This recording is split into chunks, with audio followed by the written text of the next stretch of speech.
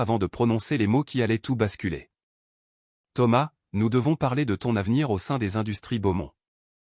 Ou plutôt, de ton absence d'avenir. Je m'appelle Thomas Morel. J'ai 47 ans. Et jusqu'à cet instant, je pensais avoir réussi ma vie. Pendant 13 ans, j'avais travaillé dans l'entreprise de production de mon beau-père, commençant comme simple responsable d'exploitation pour gravir les échelons jusqu'au poste de vice-président senior. J'avais tout donné à cette boîte. Mes week-ends, mes jours fériés, du temps avec ma fille que je ne rattraperai jamais. Tout cela parce que Richard de Beaumont m'avait promis que, dans son monde, la loyauté signifiait quelque chose. La fête battait son plein derrière nous. Ma femme, Diane, riait avec sa mère près du buffet des apéritifs. Ma fille de 12 ans, Léa, jouait avec ses cousins dans le salon. Tout le monde célébrait l'arrivée de la nouvelle année, ignorant totalement que la mienne était sur le point de s'effondrer. Comment ça, mon absence d'avenir ? Ai-je demandé en baissant la voix. Nous nous tenions dans le bureau de Richard, loin du bruit et des gens qui croyaient encore qu'il s'agissait d'une simple réunion de famille. Richard s'est appuyé contre son bureau en acajou, celui que je l'avais aidé à choisir 5 ans plus tôt lorsqu'il avait rénové cette pièce. Tu as 47 ans, Thomas. Ce n'est pas vieux pour un homme, mais ça l'est pour cette industrie. Nous avons besoin de sang neuf, de jeunes esprits qui comprennent vers où se dirige la technologie. J'ai eu l'impression de recevoir un coup de poing en plein plexus. Richard, je suis avec toi depuis 13 ans. J'ai augmenté l'efficacité de la production de 40%. J'ai apporté des contrats valant des millions. Le contrat avec le groupe Garcia remonte à 2 ans, m'a-t-il interrompu. Que as-tu fait récemment? Et plus important encore, que peux-tu apporter pour les 20 prochaines années? Car c'est à cela que je dois penser, l'avenir de cette entreprise. Le pire, c'était le ton désinvolte qu'il employait, comme s'il discutait de la météo au lieu de détruire ma carrière.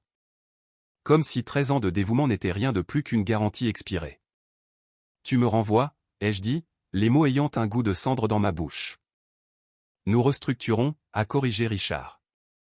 Mais son ton laissait clairement entendre que ce n'était que du jargon d'entreprise pour dire la même chose. Bastien Lefebvre reprend ton poste. Il a 29 ans, sort de HEC, et franchement, il apporte une énergie dont l'entreprise a désespérément besoin. Bastien Lefebvre. Je le connaissais. Jeune, ambitieux, le genre de type qui porte des costumes sur mesure et parle de disruption comme d'une religion. Il avait été embauché 6 mois plus tôt comme consultant, et je l'avais même formé sur certains de nos plus gros comptes. Quand? Ai-je demandé. Le 15 janvier sera ton dernier jour. Nous te donnerons une prime de départ, bien sûr. 6 mois de salaire. C'est plus que généreux. 6 mois de salaire après 13 ans de service. Plus que généreux. La rage qui montait en moi m'empêchait de respirer. Est-ce que Diane est au courant? Ai-je demandé. Pas encore. J'ai pensé que tu préférerais lui dire toi-même. Après la fête, bien sûr. Pas besoin de gâcher le réveillon de tout le monde. C'est là que j'ai compris qu'il ne s'agissait pas seulement d'une décision commerciale. C'était personnel. Richard n'avait jamais pensé que j'étais assez bien pour sa fille. Il n'avait jamais cru qu'un gamin issu d'un quartier populaire de l'île méritait de faire partie de la famille de Beaumont. Et maintenant qu'il avait tiré de moi 13 ans de labeur, il en avait fini. Je suis sorti de ce bureau et je suis resté dans le couloir, écoutant les sons de la fête filtrer à travers les murs. Des rires, de la musique, des gens portant des toasts à de nouveaux départs alors que mon monde se terminait. Diane était toujours près du buffet, mais elle regardait maintenant son téléphone en souriant à quelque chose sur l'écran. Léa s'était installée au piano et pianotait une mélodie d'un doigt, le visage concentré. J'ai pris une décision à cet instant précis. Pas la décision la plus intelligente, ni la plus pratique, mais la seule qui me semblait honnête. Je suis parti. Je suis passé devant la fête, j'ai attrapé mon manteau dans le placard de l'entrée et je suis rentré chez nous en voiture, dans le silence. L'horloge de mon tableau de bord indiquait 22h47. Dans 1h13, tout le monde ferait le compte à rebours pour la nouvelle année. Ils s'embrasseraient et prendraient des résolutions pour devenir de meilleures personnes. Moi, je ferai mes valises. Si cette histoire vous touche, si elle vous fait réfléchir à la loyauté, à la famille et à ce qui compte vraiment quand les gens en qui vous avez confiance vous trahissent, n'hésitez pas à vous abonner dès maintenant. Laissez un commentaire ci-dessous sur une fois où quelqu'un en qui vous aviez confiance vous a déçu. Et n'oubliez pas d'aimer cette vidéo. Votre soutien est essentiel et m'aide à continuer de partager ces récits puissants. La maison était calme quand je suis arrivé. Trop calme. Je me tenais dans le salon où Diane et moi avions organisé nos propres soirées de la Saint-Sylvestre pendant des années, là où Léa avait fait ses premiers pas, là où nous avions construit ce que je pensais être une vraie vie commune.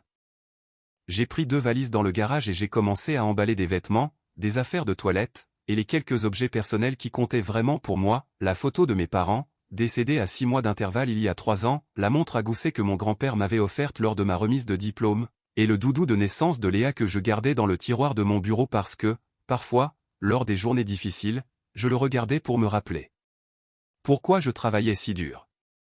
J'avais presque fini quand j'ai entendu la voiture de Diane dans l'allée. La porte d'entrée s'est ouverte et sa voix a résonné, sèche de colère. « Thomas, qu'est-ce qui te prend de quitter la fête comme ça? Tu as idée de la honte que tu m'as fait honte ?» Je suis sorti de la chambre avec ma valise. Diane se tenait dans le couloir, toujours dans sa robe de créateur, le visage rougi par le champagne et la colère. « Ton père m'a licencié, ai-je dit simplement. » Elle a cligné des yeux. « Quoi? Ce soir. Avant que vous ne trinquiez tous à la nouvelle année, il m'a fait venir dans son bureau pour me dire que j'étais remplacé par Bastien Lefebvre. Je suis trop vieux, apparemment. Plus assez utile. » L'expression de Diane a changé, mais pas de la manière que j'espérais. Ce n'était ni du choc, ni de l'indignation pour moi, mais juste du calcul. Comme si elle essayait de comprendre comment cela allait l'affecter elle. « Thomas, je suis sûr qu'il y a un malentendu. Papa ne ferait jamais. Il l'a fait. Le 15 janvier est mon dernier jour. 6 mois d'indemnité et une poignée de main. Voilà ce que valent 13 ans dans la famille de Beaumont. Eh bien, peut-être que si tu avais été plus proactif pour apprendre les nouvelles technologies. Bastien a toutes ses idées sur l'automatisation et l'intelligence artificielle. Peut-être que papa pense juste que... » J'ai levé la main, l'arrêtant en plein milieu de sa phrase. « Ne le défends pas. Ne transforme pas ça en un procès sur mes compétences. J'ai tout donné à cette entreprise, Diane. » « Tout. Alors, qu'est-ce que tu fais? Tu fais tes valises? Où comptes-tu aller? » Je ne sais pas, ai-je admis. Mais je ne reste pas ici. Pas dans cette maison que ton père nous a achetée. Pas dans cette vie où je n'ai de valeur que tant que je suis utile à l'Empire Beaumont. Les yeux de Diane sont devenus de glace.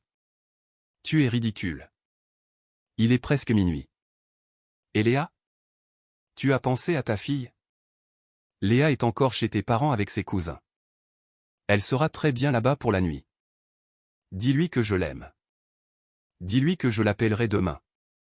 Thomas, si tu franchis cette porte. Quoi? Tu vas divorcer? Ta famille m'a déjà jeté, Diane. Que reste-t-il d'autre? J'ai ramassé mes valises et je suis passé devant elle. Elle n'a pas essayé de m'arrêter. Elle est restée là, dans le couloir, sa flûte de champagne à la main, me regardant partir comme si j'étais un étranger qu'elle n'avait jamais vraiment connu. L'horloge de ma voiture indiquait 23h38 quand j'ai démarré. Je n'avais pas de destination. J'ai juste roulé, regardant les rues de notre banlieue chic céder la place à l'autoroute, puis à la partie plus ancienne de la ville, là où la gare routière trônait comme un vestige d'une autre époque. Je me suis garé sur le parking presque vide et je suis resté là à fixer le bâtiment. Quelques personnes étaient à l'intérieur, visibles à travers les vitres encrassées. Des voyageurs partant quelque part pour la nouvelle année. Des gens avec des projets et des endroits où aller. Moi, je n'avais rien. Pas de plan, pas de destination.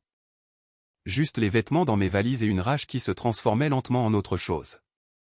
Du chagrin peut-être, ou simplement de l'épuisement. Minuit a sonné pendant que j'étais assis là. Quelque part, des gens criaient de joie, s'embrassaient et faisaient des promesses de lendemain meilleurs.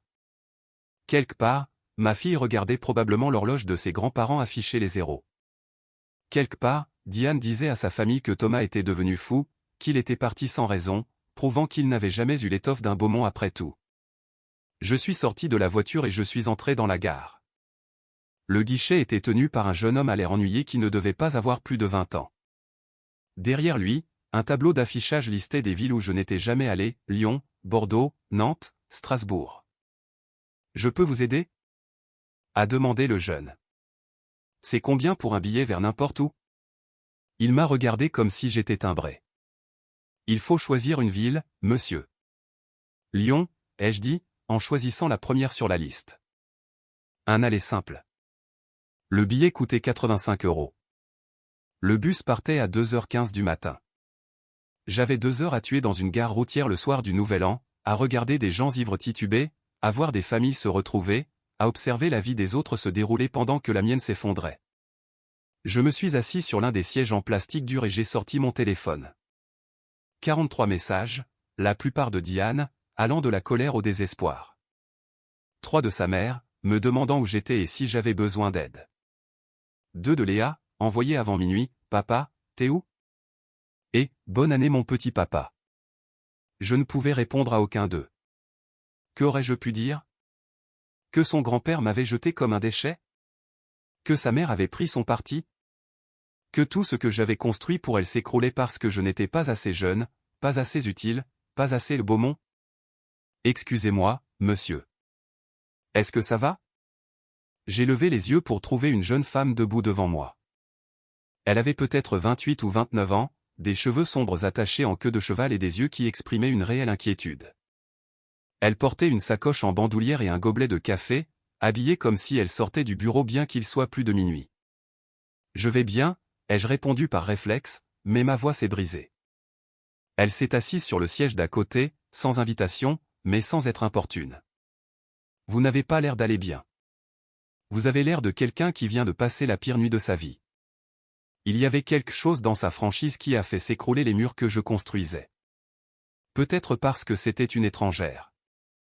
Peut-être parce que je n'avais plus rien à perdre. Mon beau-père m'a viré ce soir, ai-je dit, les mots se bousculant. Lors de sa propre fête du Nouvel An, après 13 ans dans sa boîte. Il m'a dit que j'étais trop vieux, plus utile. M'a dit que j'étais remplacé par un gamin de 29 ans qui croit tout savoir. La femme a hoché la tête lentement. C'est brutal. Je suis désolé. Et ma femme? J'ai ri amèrement. Ma femme a pris son parti. Elle n'a même pas protesté. Elle a commencé à lui trouver des excuses comme si je l'avais mérité. Alors, vous fuyez? Je pars. Il y a une différence. Vraiment? Elle a pris une gorgée de son café. Où ce billet de bus vous emmène-t-il? Lyon, ou peut-être nulle part. Je ne sais plus. Elle est restée silencieuse un moment, m'étudiant de ses yeux intenses. Puis, elle a sorti son téléphone et a passé un appel. « Papa » a-t-elle dit quand quelqu'un a décroché. Je l'ai trouvé. Je l'ai fixé, stupéfait. Quoi? Oui, j'en suis sûr, a-t-elle continué au téléphone, sans me quitter des yeux. Il est à la gare routière. Il a pris un billet pour Lyon, sur le point de gâcher 13 ans d'expérience parce qu'un riche imbécile l'a convaincu qu'il ne valait rien. Qui êtes-vous? Ai-je demandé, mais elle a levé un doigt, écoutant toujours son interlocuteur. D'accord, je te l'amène. Elle a raccroché et s'est tournée vers moi. Je m'appelle Victoire Aubert. Mon père est Jean Aubert. Il dirige Aubert Solutions Industrielles. Le nom m'a frappé de plein fouet. Aubert Solutions Industrielles était l'un des plus grands cabinets de conseil industriel du pays.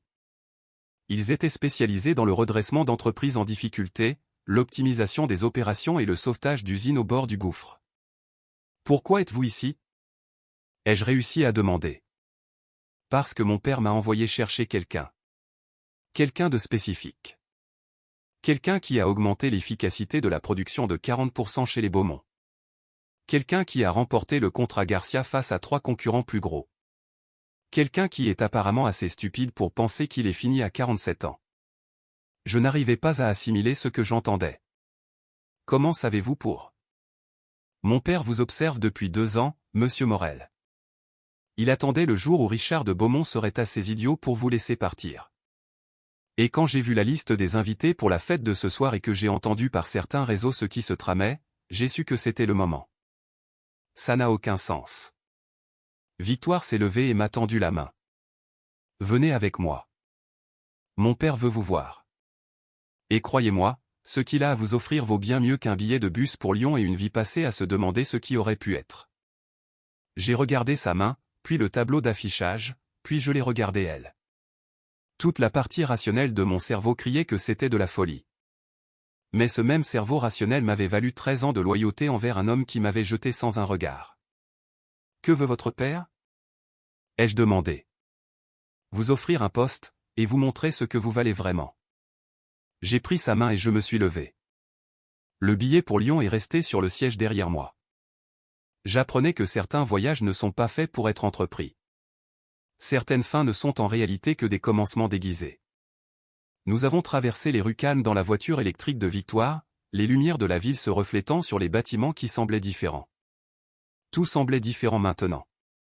Elle ne faisait pas de petites conversations. Elle conduisait simplement avec l'assurance de quelqu'un qui sait exactement où il va.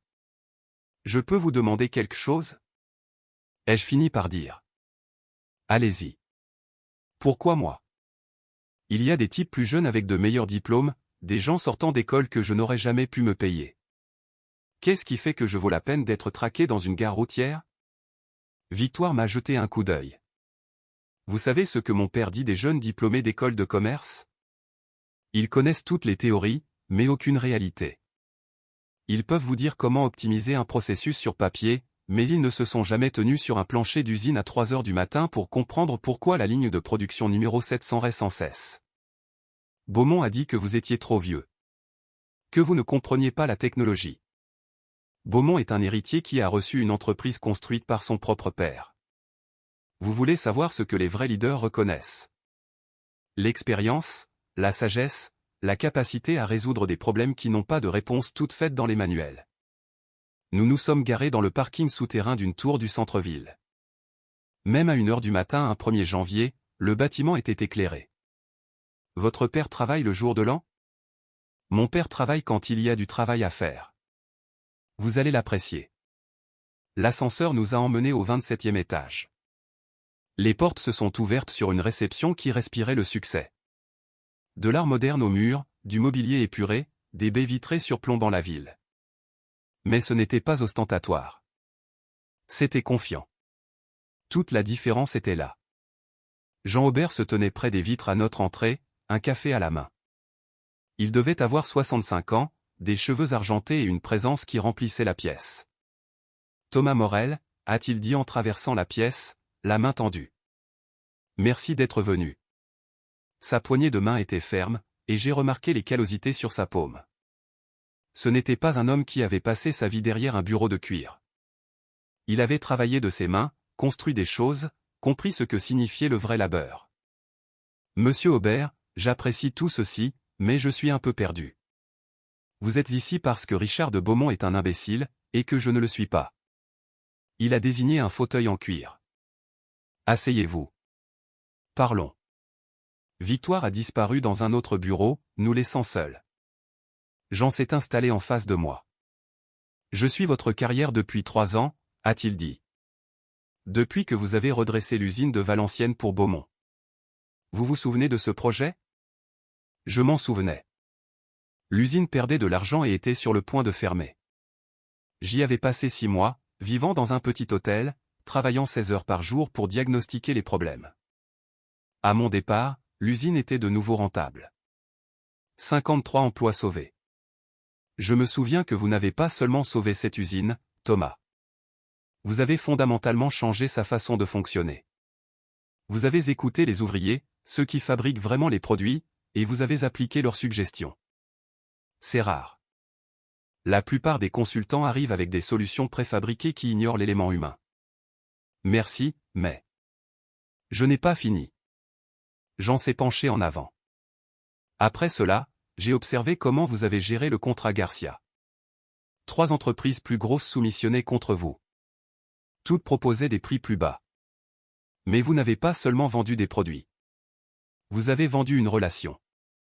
Vous avez compris ce dont Garcia avait besoin, pas seulement ce qu'il demandait. Monsieur Aubert, pourquoi me dites-vous tout cela? Parce que je veux que vous dirigiez ma division des opérations. Autonomie totale, un salaire à 6 chiffres avec des bonus à la performance, et une participation au capital de l'entreprise. Vous superviserez 12 directeurs régionaux et serez responsable de 500 millions d'euros d'exploitation annuelle. Le chiffre m'a fait l'effet d'une douche froide. C'est bien plus que ce que je gagnais chez Beaumont. C'est ce que vous valez, Thomas. Ce que vous avez toujours valu. Richard de Beaumont était trop borné pour le voir. Je me suis adossé au fauteuil, l'esprit en ébullition. Mais je n'ai pas de MBA prestigieux. Je n'ai pas les titres que vous recherchez d'habitude. Vous avez 13 ans d'expérience de terrain. Vous avez le genre de connaissances pratiques qui ne s'enseignent pas. Et plus important encore, vous avez quelque chose qui manque à beaucoup dans cette industrie, de l'intégrité. Comment pouvez-vous le savoir? Jean a souri. Parce que quand l'usine de Valenciennes a été redressée, vous auriez pu vous attribuer tout le mérite, écrire un rapport soulignant votre génie, vous faire passer pour le héros. Au lieu de cela, vous avez rédigé un document de 40 pages créditant les ouvriers par leur nom, et expliquant leurs contributions en détail. Ce rapport est passé sur mon bureau. C'est là que j'ai su que vous étiez différent. J'ai ressenti quelque chose d'étrange dans ma poitrine. De l'espoir peut-être, ou simplement la première bouffée d'air après être resté trop longtemps sous l'eau. Qu'est-ce que je ferai concrètement? Réparer des entreprises brisées. Nous conseillons des sociétés qui échouent. Votre travail sera de comprendre pourquoi et de mettre en œuvre les solutions. C'est un travail à haute pression, à enjeux élevés. Vous voyagerez, travaillerez de longues heures, ferez face à des problèmes impossibles, mais vous changerez aussi des vies, sauverez des emplois, construirez quelque chose qui compte. C'était tout ce que j'avais voulu faire chez Beaumont, sans jamais y être autorisé. Richard m'avait maintenu dans des rôles opérationnels, gérant des systèmes existants plutôt que de les transformer. Quand est-ce que je commence? Le 2 janvier. Demain. Il a marqué une pause. Votre fille, Léa, c'est bien ça? Elle a 12 ans. Le fait qu'ils connaissent le prénom de ma fille aurait pu être inquiétant, mais d'une certaine manière, ça ne l'était pas. C'était professionnel. Il avait fait ses devoirs. Comment savez-vous pour Léa? Parce que je me fais un devoir de connaître les gens que j'embauche. Vous allez divorcer. Ça risque d'être le cas, oui. Jean a hoché la tête. Alors vous aurez besoin de flexibilité pour la garde. On peut s'organiser pour 2 jours de télétravail par semaine. Vous aurez le contrôle total sur votre emploi du temps tant que le travail est fait. Ça semble trop beau pour être vrai. Ça ne l'est pas. C'est juste ce qui arrive quand quelqu'un reconnaît votre valeur au lieu de l'exploiter.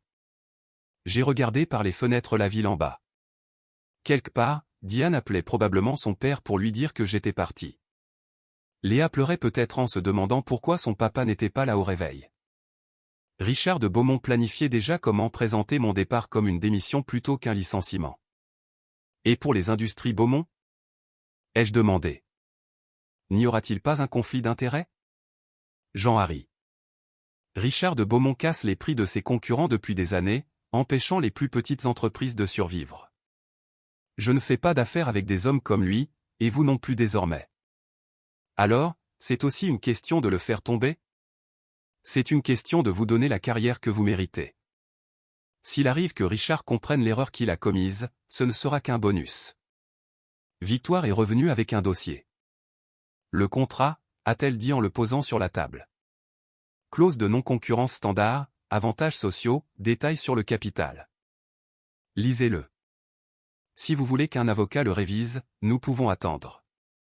J'ai pris le dossier. Le salaire indiqué sur la première page était plus élevé que ce que j'avais gagné en 2 ans chez Beaumont. Pourquoi, Victoire? Pourquoi envoyer votre fille me chercher dans une gare? Jean a souri. Parce que Victoire a un excellent instinct pour les gens et parce que je voulais que vous voyiez que cette entreprise valorise la famille. Je travaille avec ma fille parce qu'elle est brillante, pas parce qu'elle est ma fille. Ici, c'est le mérite qui compte, Thomas. C'est la culture que nous avons bâtie. J'ai repensé à Richard de Beaumont, qui avait donné à son propre gendre 13 ans de travail et 0 respect, qui avait embauché Bastien Lefebvre parce qu'il présentait bien sur papier, pas parce qu'il avait mérité sa place. J'accepte, me suis-je entendu dire. Jean s'est levé et m'a tendu la main à nouveau. Bienvenue chez Aubert Solutions Industrielles. Vous commencez demain à 9 heures. Victoire vous montrera votre bureau et vous présentera l'équipe. Demain, c'est le 1er janvier, et vous avez 500 millions d'euros d'opérations à vous approprier.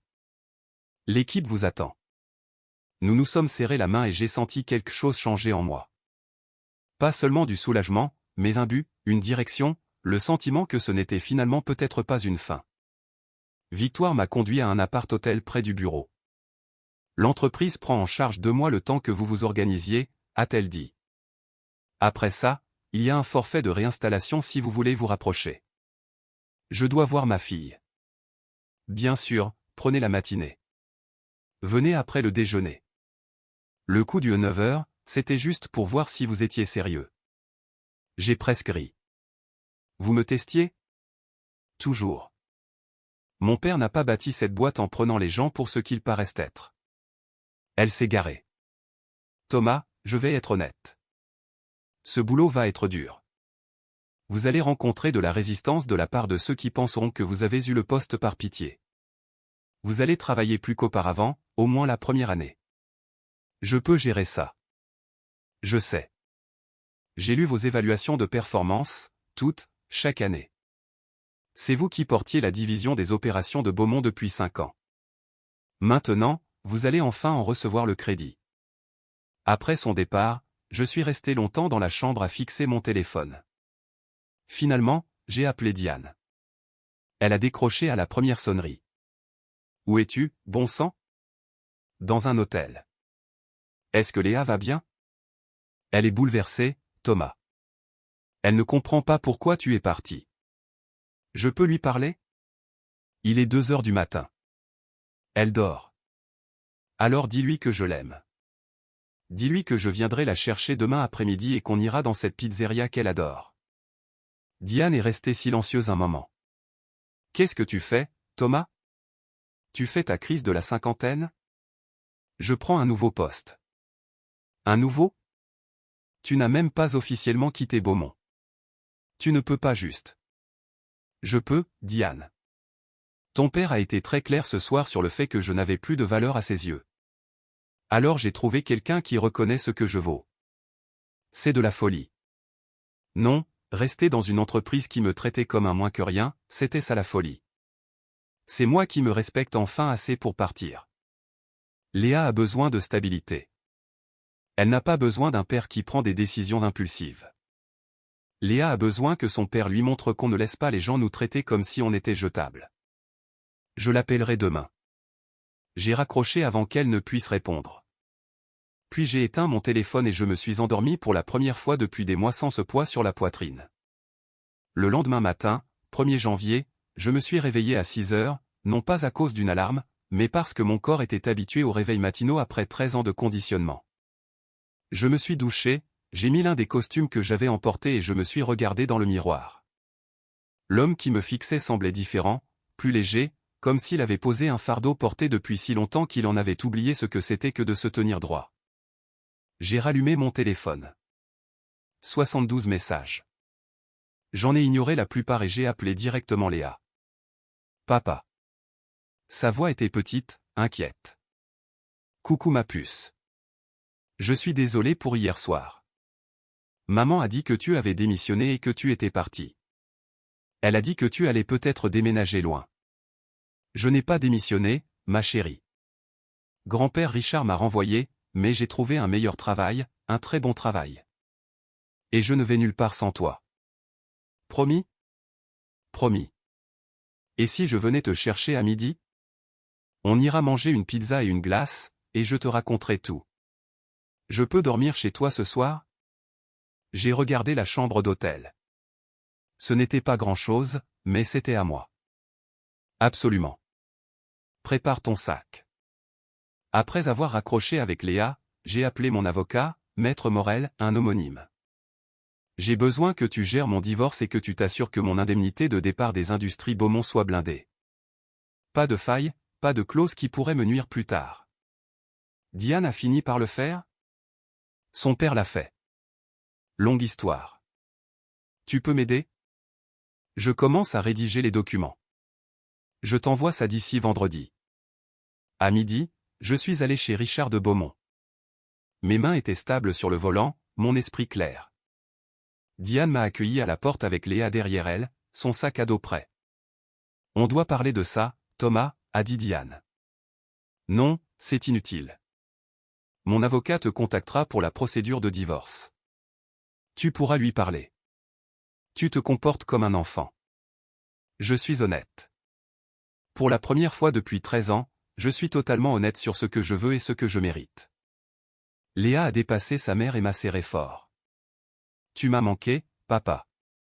Toi aussi, ma puce. Allons manger cette pizza. En partant, Léa est restée silencieuse un moment. Puis elle a dit, c'est à cause de ce que grand-père Richard t'a dit? Tu as entendu? J'ai entendu maman et grand-mère en parler ce matin. Elle disait que grand-père faisait juste ce qu'il y avait de mieux pour l'entreprise. Que tu devrais comprendre que ce n'est pas personnel. Je me suis garé et je me suis tourné vers ma fille. Léa, je veux que tu te souviennes de quelque chose. Quand quelqu'un te dit que te traiter mal n'est pas personnel, il ment.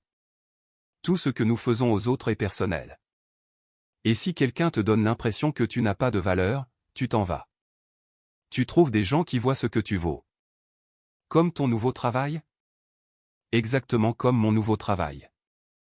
Pendant le repas, je lui ai tout raconté sur Jean et Victoire Aubert, sur mon nouveau poste et les opportunités à venir.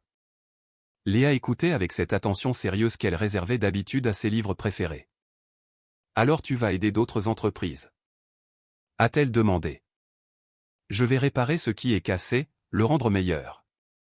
C'est ce que tu faisais toujours chez grand-père. Oui, mais maintenant je vais le faire à ma façon, et je passerai plus de temps avec toi. Léa a souri, son premier vrai sourire depuis des mois. Tant mieux. J'aime bien quand tu es là. Cette nuit-là, Léa s'est endormie sur le canapé convertible de la chambre d'hôtel devant un film. Je me suis assis au petit bureau pour relire le contrat de Jean. Chaque clause, chaque avantage, chaque responsabilité. C'était légitime. C'était réel.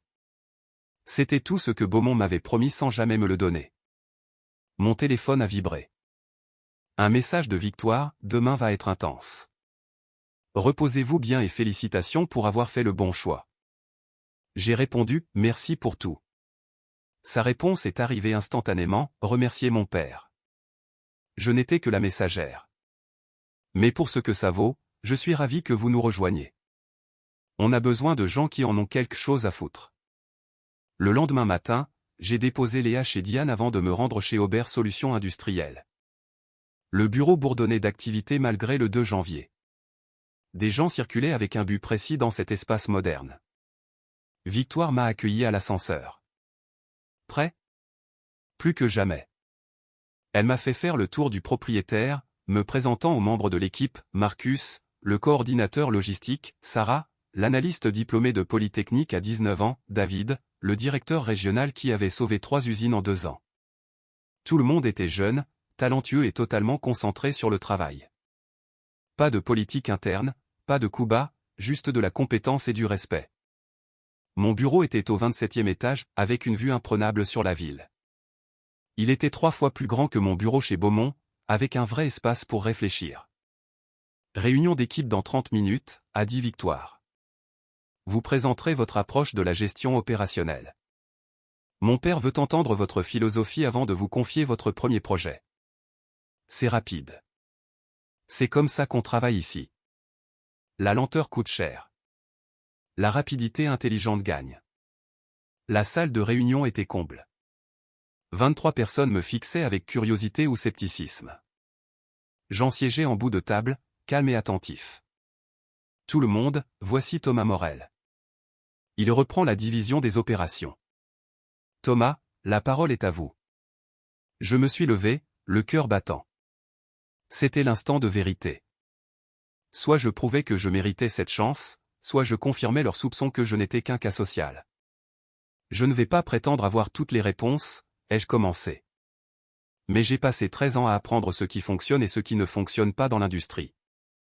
Et la chose la plus importante que j'ai apprise est celle-ci, on ne répare pas une entreprise depuis une salle de réunion. On la répare depuis l'atelier. Marcus s'est penché, intéressé. Qu'est-ce que vous voulez dire? Je veux dire que les gens qui font le travail en savent plus sur ce qui est cassé que n'importe quel consultant.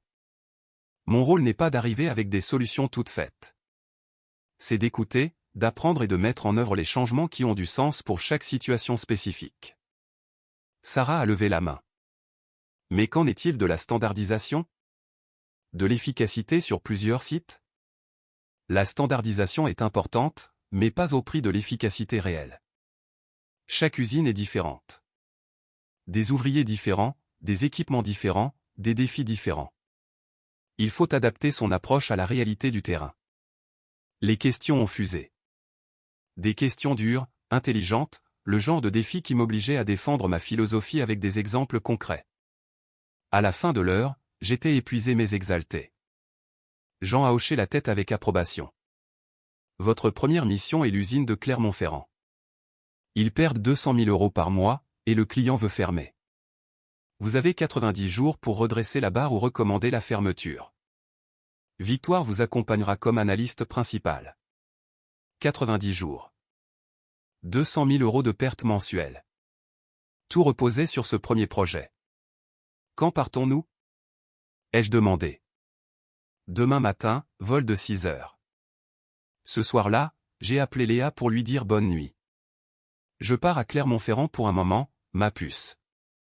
Mais je serai de retour tous les week-ends. Pour réparer des trucs cassés? Exactement.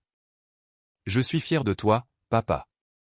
Ces 5 mots valaient plus que n'importe quel salaire, n'importe quel titre ou n'importe quelle validation de Jean Aubert. Ma fille était fière de moi. C'était tout ce qui comptait. L'usine de Clermont était pire que ce que j'imaginais. Matériel obsolète, ouvriers démoralisés, direction qui avait démissionné mentalement depuis des mois. Mais c'était exactement ce pourquoi j'avais été formé. Victoire et moi avons passé 3 jours rien qu'à écouter. Parler aux ouvriers de ligne, aux équipes de maintenance, aux chefs d'atelier. Tout le monde avait des idées sur ce qui n'allait pas. La plupart avaient des suggestions pour y remédier. Pourquoi personne n'a appliqué ces solutions? A demandé Victoire à l'un des anciens. Parce que personne ne nous a jamais demandé. Les consultants avant vous sont restés 2 jours, ont écrit un rapport et sont partis. Ils ne nous ont jamais adressé la parole. C'est devenu notre approche. Chaque matin, nous travaillons nous-mêmes à l'atelier, apprenant à connaître les machines, comprenant le flux de travail, vivant les problèmes de l'intérieur. Chaque soir, nous compilions nos notes et développions des solutions basées sur ce que les ouvriers nous avaient dit. Après 30 jours, nous avions réduit les pertes à 120 000 €. Après 60 jours, nous étions à l'équilibre. Après 90 jours, l'usine était bénéficiaire pour la première fois en 3 ans. Jean est venu pour l'examen final. Il a parcouru l'atelier, a parlé aux ouvriers et a revu nos rapports. Thomas, a-t-il dit sur le parking alors que l'équipe de nuit arrivait. C'est exactement ce que je savais que vous pourriez faire. C'était un travail d'équipe. Victoire a été capitale. Oui, elle l'a été. Mais c'est vous qui avez dirigé. Vous avez pris les décisions. Vous avez gagné leur confiance. C'est ça, le leadership. 6 mois après mon arrivée, j'ai reçu un appel de Bastien Lefebvre. Il dirigeait mon ancienne division chez Beaumont depuis 5 mois. Thomas, c'est Bastien. J'ai besoin de tes conseils. À quel sujet? Tout. L'usine de Valenciennes flanche à nouveau. L'efficacité a chuté de 22% depuis ton départ. J'ai essayé d'implanter de nouveaux logiciels de suivi, mais rien ne fonctionne. J'ai presque ri. Presque. Bastien, as-tu parlé aux ouvriers? Leur as-tu demandé ce qui avait changé? Enfin, j'ai envoyé un questionnaire de satisfaction interne. Un questionnaire? Est-ce que tu es allé là-bas? Es-tu monté sur le plancher pour parler aux gens face à face? Silence. Richard m'a dit que tu étais de la vieille école. Que les données et les analyses étaient plus efficaces. Richard s'est trompé sur beaucoup de choses. Les données ne te parlent pas du contremaître dont la femme a un cancer, ni de la machine qui fait un bruit bizarre avant de tomber en panne, ni du raccourci que tout le monde connaît mais qui n'est pas dans le manuel. Il faut être présent, Bastien. Il faut s'intéresser aux gens, pas seulement aux chiffres. Est-ce que tu vas m'aider? Non. Mais je vais te donner le même conseil que mon grand-père m'a donné, les gens qui font le boulot en savent plus que toi. Écoute-les. J'ai raccroché en ressentant quelque chose d'inattendu. Pas de la satisfaction, pas de la revanche, juste de la tristesse pour ce que les industries Beaumont devenaient sans personne qui comprenne vraiment comment les diriger. 1 an après avoir quitté Beaumont, j'ai été promu vice-président exécutif chez Aubert Solutions Industrielles. Je supervisais 47 sites, gérais 200 employés et avais redressé 9 exploitations. Léa passait tous ses week-ends avec moi dans ma nouvelle maison. Diane s'était remariée avec un avocat d'affaires qui travaillait encore plus d'heures que moi auparavant. Elle semblait heureuse, et j'en étais sincèrement ravi pour elle. L'entreprise de Richard de Beaumont commençait à perdre ses gros contrats. Les clients n'étaient pas satisfaits de la baisse de qualité. Bastien Lefebvre a démissionné après 8 mois, épuisé et brisé par un poste pour lequel il n'était pas prêt. Je n'en tirais aucune joie. J'étais juste reconnaissant d'avoir trouvé des gens qui appréciaient ce que j'apportais. L'appel est arrivé un mardi après-midi. Victoire a fait irruption dans mon bureau avec son téléphone. Tu dois voir ça. C'était un article de presse, les industries Beaumont déposent le bilan. Je me suis assis lentement en lisant les détails. 3 ans de baisse de revenus, des efforts de modernisation ratés, perte de clients majeurs. Richard de Beaumont quittait son poste de PDG. Comment vous sentez-vous? A demandé Victoire. Fatigué? Triste. Cette boîte employait 300 personnes. Ils vont tous perdre leur job parce que Richard était trop fier pour reconnaître ce qu'il avait sous les yeux. On pourrait la racheter. J'ai levé les yeux vers elle. Quoi? Mon père a déjà lancé les calculs. Les industries Beaumont pourraient être acquises pour environ 15 millions d'euros. Ce n'est rien pour notre portefeuille. Tu pourrais les diriger. Les réparer. Sauver ses emplois. L'idée était à la fois folle et parfaite. J'en ferais vraiment ça? Il le ferait s'il pensait que c'est une façon de montrer à Richard ce qui arrive quand on jette des gens de valeur. J'ai pensé à ces 300 ouvriers, des gens avec qui j'avais travaillé pendant 13 ans, des amis, des collègues, des familles avec des crédits et des vies sur le point d'être détruites. Organise la réunion. 3 semaines plus tard, je suis entré dans le bureau de Richard de Beaumont en tant que nouveau PDG des industries Beaumont. Le bâtiment était le même. Les meubles étaient les mêmes. Mais tout le reste était différent. Richard était encore là, vidant ses affaires personnelles. Il a levé les yeux à mon entrée et son expression s'est effondrée. Thomas. Richard. Tu es là pour savourer ta victoire? Non. Je suis là pour sauver les emplois de 300 personnes qui ne méritent pas de souffrir de tes mauvaises décisions. Il s'est affalé dans son fauteuil. J'ai eu tort à ton sujet. Oui, c'est vrai. Mais ce n'est pas pour ça que je suis ici. Je suis ici parce que cette entreprise a encore de la valeur. Les ouvriers ont encore du talent. Les clients ont encore des besoins. Tu as juste oublié comment relier tout ça. Qu'est-ce que tu vas faire? Je vais la réparer de la même manière que j'en ai réparé 9 autres, en écoutant les gens qui font vraiment le travail. Richard a hoché la tête lentement. Diane dit que tu es heureux. Léa parle de toi comme si tu étais un héros. Je ne suis pas un héros. Je suis juste un homme qui a fini par comprendre que sa valeur ne dépend pas de l'opinion des autres, mais de ce qu'il sait pouvoir accomplir. Il s'est levé et m'a tendu la main. Bonne chance, Thomas. Cette boîte mérite quelqu'un qui tient à elle. Nous nous sommes serrés la main et je l'ai regardé quitter ce bureau qui avait été le sien pendant 30 ans. Puis j'ai appelé Victoire. Rassemble l'équipe. On a du pain sur la planche. Au cours des 18 mois suivants, nous avons totalement redressé les industries Beaumont. Nous avons fait revenir les anciens clients partis pendant le déclin. Nous avons modernisé les équipements et les processus. Et surtout, nous avons écouté les ouvriers. Léa avait maintenant 14 ans, assez grande pour comprendre ce qui s'était passé, assez grande pour voir son père bâtir quelque chose de concret. Elle a commencé à venir au bureau les week-ends, observant comment nous fonctionnions, posant des questions pertinentes sur les affaires et le leadership. « Papa » a-t-elle dit un samedi après-midi alors que nous révisions des rapports de production. « Pourquoi penses-tu que grand-père Richard n'a pas pu faire ce que tu fais? » Parce qu'il a hérité de l'entreprise. Il n'a jamais eu à rien construire lui-même. Il n'a jamais appris que le respect se gagne, il ne se donne pas. Est-ce que tu le détestes? Non. J'ai de la peine pour lui. Il avait quelque chose de précieux et il ne l'a reconnu qu'une fois qu'il l'avait perdu. C'est vrai pour l'entreprise, et c'était vrai pour moi. Victoire a frappé à la porte de mon bureau. Réunion de famille. Mon père veut voir tout le monde. Au siège d'Aubert Solutions Industrielles, Jean a rassemblé toute l'équipe de direction, moi y compris, son plus récent associé dans l'entreprise élargie. Nous avons eu une année record, a annoncé Jean. Revenu en hausse de 40%, 12 redressements réussis, et l'acquisition des Industries Beaumont nous a ouvert des portes inespérées. Il m'a regardé directement. Thomas, vous avez dépassé toutes les attentes. Vous avez pris un effondrement dans une gare routière pour en faire le catalyseur d'une transformation, non seulement de votre vie, mais de multiples entreprises et de milliers d'existences. J'ai eu de l'aide, ai-je dit. Victoire m'a trouvé. Vous m'avez donné une chance. Les équipes ont fait le vrai travail. Mais c'est vous qui les avez guidées. C'est ce qui compte. Après la réunion, Jean m'a pris à part. Je pars à la retraite dans 2 ans.